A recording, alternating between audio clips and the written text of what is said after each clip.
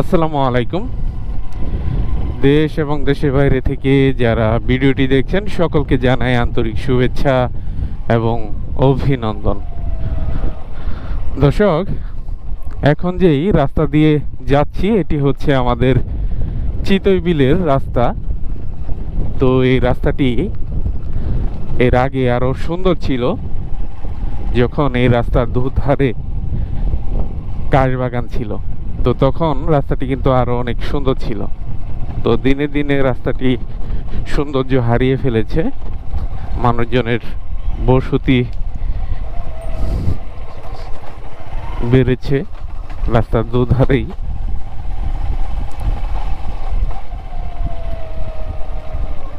আর এখন যে জায়গায় যাচ্ছি এটি হচ্ছে আমাদের ঈদগাহ মাঠ প্রাঙ্গণ। দেখতে পাচ্ছেন বিশাল বড় একটি মাঠ। তো এই মাঠটি গাছ দ্বারা বেষ্টিত ছিল।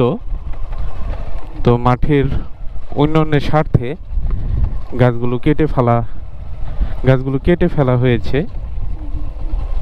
সেজন্য এখানে আর তেমন গাছপালা নেই।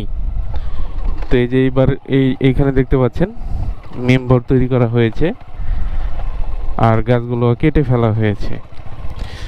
তো আমার সাথেই থাকবেন, আমি আমার গ্রামটি আজকে আপনাদেরকে ঘুরে ঘুরে দেখাবো।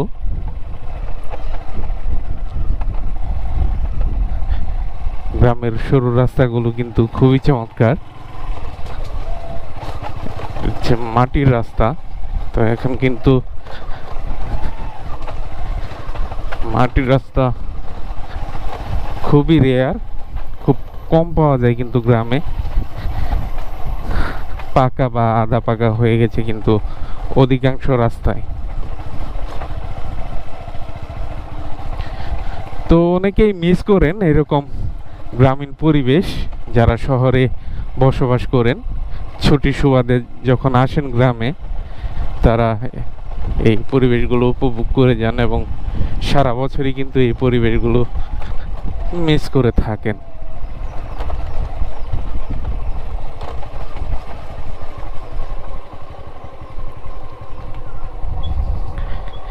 এই যে এটিও একটি সরু রাস্তা গ্রামের মধ্যে, দেখতে পাচ্ছেন দুপাশেই ফসলি ক্ষেত।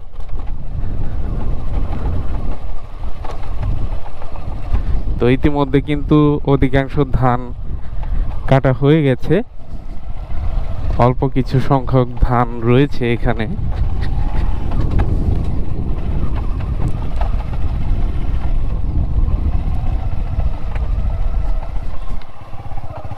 ভালো আছেন? তো এরকম রাস্তা কিন্তু এখন সচরাচর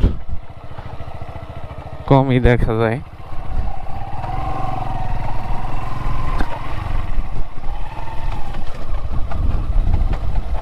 পুরো একটা কৃষি প্রজেক্ট ধরতে পারেন। দেখতে পাচ্ছেন বিভিন্ন ধরনের শাকসবজি চাষাবাদ করেছেন ওনারা।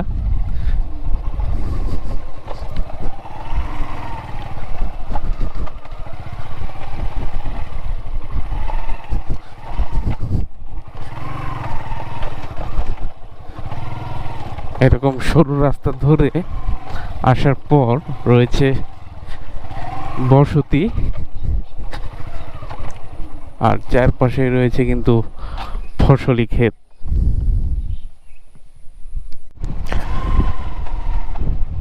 তো দর্শক, এইরকম পরিবেশ কিন্তু সকলেই ভালোবাসে।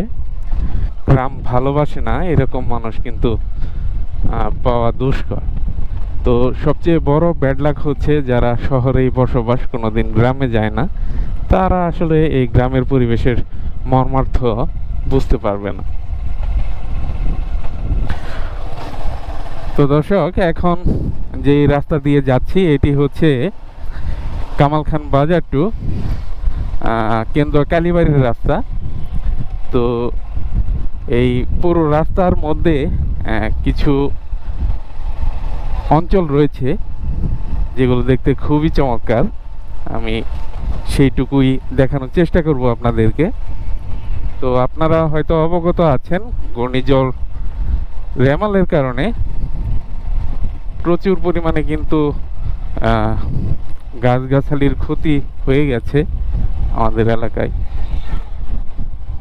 এই যে যে রাস্তাটি আপনাদেরকে দেখাতে চেয়েছিলাম, এটি হচ্ছে সেই কাঙ্ক্ষিত রাস্তাটি। দেখতে খুবই চমৎকার, দেখতে পাচ্ছেন। তো অধিকাংশ ধান কিন্তু কাটা হয়ে গেছে, দেখতে পাচ্ছেন। এখন কিন্তু ধানের ভরা মৌসুম, রাস্তার দুপাশেই কিন্তু ফসলি ক্ষেত, অধিকাংশ ধান কিন্তু কাটা হয়ে গেছে। তো এরকম রাস্তা দিয়ে ঘুরতে কিন্তু ভালোই লাগে। প্রাকৃতিক পরিবেশ, ফসলি মাঠ আর কৃষকদের কৃষি কার্যকলাপ দেখতে কিন্তু চমৎকার লাগে। তো এই গ্রামে কিন্তু শান্তি রয়েছে, যেটা শহরে নেই।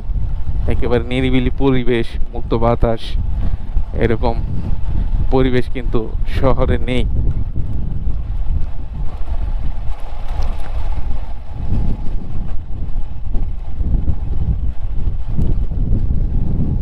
তো এই যে এই পাশে দেখতে পাচ্ছি একটি হারভেস্টার মেশিন দিয়ে ধান কাটতেছে।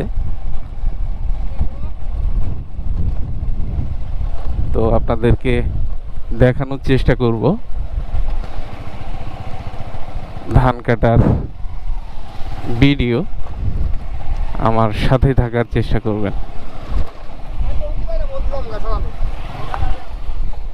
এই দেখতে পাচ্ছেন হারভেস্টার মেশিন দিয়ে ধান কাটতেছে। ঘূর্ণিঝড় রেমালের কারণে কিন্তু ধান পড়ে গেছে।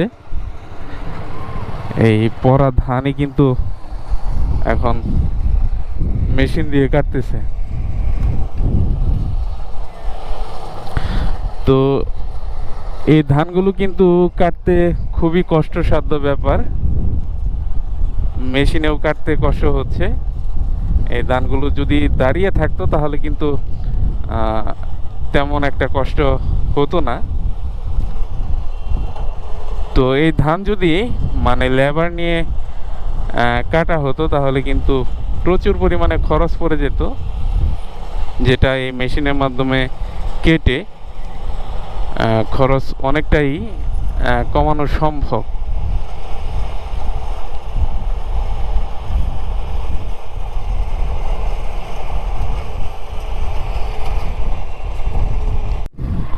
তো দর্শক, আপনারা হয়তো দেখছেন যে পুরো ভরা মৌসুমে সবাই ব্যস্ত সময় পার করতেছেন।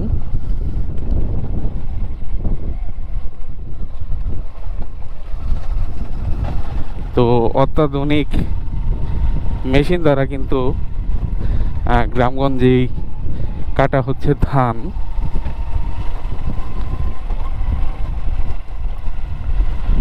তো দর্শক, আমি কিন্তু এই ধরনের গ্রামাঞ্চলের ভিডিও প্রায়ই করে থাকি।